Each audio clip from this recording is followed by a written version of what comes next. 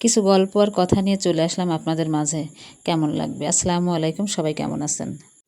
আমরা অনেকে মনে করি যে ঘরে বসে একটা মেয়ের ব্যবসা করা বোধহয় খুবই সহজ, কিন্তু সত্যিটা হলো একটা কাপড়ের ভাঁজ সোজা করতে মতনই মেয়েদের জীবনটাও প্রতিটা কঠিন পরিস্থিতি সহজ করে তোলে। আর ভেতরের অনেকখানি কষ্ট আর ধৈর্য টেনে নিতে হয়। লোকেরা শুধু শেষ পর্যন্ত তৈরি হওয়া সুন্দর বাটিকের থ্রি পিসটাই দেখে। আসলে এর পিছনে গল্পটা ঘন্টার পরে ঘন্টা গরম পানির সামনে দাঁড়ানো করা এবং কাপড়ের নিখুঁত নকশা তোলা আর তার সাথে সংসারের হাজারো দায়িত্ব সামলানো, পুরো জার্নিটাই মোটেই সহজ নয়। অনেকে হয়তোবা শুরুতেই বলেছিল এসব করে কি হবে, কিংবা সংসারের সামনে এত খাটুনি কেন করছো।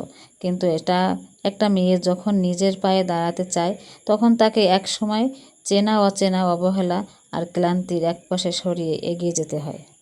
এই যে দেখুন, আয়রনের গরমে কাপড়ের সব কুঁচকানো দাগ যেমন দূর হয়ে যাচ্ছে, একটা মেয়ের জীবনটাও ঠিক এইরকম। জীবনের সব বাধা, সব কঠিন পরিস্থিতিতে আর মানুষের নানান কথার সহ্য করে তারা নিজের আরও মসৃণ ও সুন্দর করে গড়ে তোলে। কোনো কাজই মেয়েদের জন্য সহজ হয়ে আসে না। তারা নিজেদের মেধা, পরিশ্রম আর জেদ নিয়েই কাজটাকে সহজ বানিয়ে নেয়। নিজের হাতের তৈরি এই কাপড়ের রঙের মতো তারা নিজেকেই জীবনটাকে রাঙানো জানে।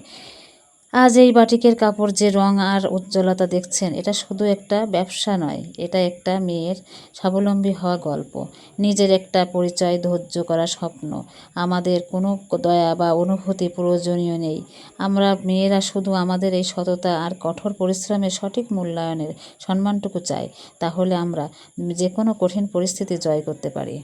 যদি কখনও কারোর মনের মতন এই বাটিকের তৈরি কাজগুলো পছন্দ হয়, তাহলে অবশ্যই অর্ডার করতে পারেন কিংবা আমাকে নক দিতে পারেন। যাই হোক না কেন, ভিডিওটা কেমন হয়েছে অবশ্যই একটু কমেন্ট করে জানাবেন। আমার এই বাটিকের পেছনে গল্প আর পরিশ্রম যদি আপনাদের ভালো লেগে থাকে, তবে লাইক শেয়ার করে পাশে থাকবেন। সব থেকে মজার একটা কথা, এখন কিন্তু রাত ৩টা বাজে, তারপরেও কিন্তু কাজ করা চলছে, থেমে নেই। কারণ কি, এই থ্রি পিসগুলো কিন্তু ডেলিভারি দিতে হবে আগামীকাল। তাহলে আমার কষ্ট তো করতেই হবে, রাত ৩টে বাজুক আর ৪টে বাজুক, যাই হোক না কেন, কষ্ট করলে তো ভালো ফলটা আসবে ইনশাআল্লাহ। সব থেকে বড় কষ্ট লাগে মেয়েরা যখন কোনো কিছু করতে যায়, আসলে মেয়েদের পা ধরে টান দেয় কিন্তু আর এক মেয়ে। এটা বোঝে না যে আমি একটা মেয়ে হয়ে আরেকটা মেয়েকে কেন আমি এভাবেই ক্ষতিগ্রস্ত করব।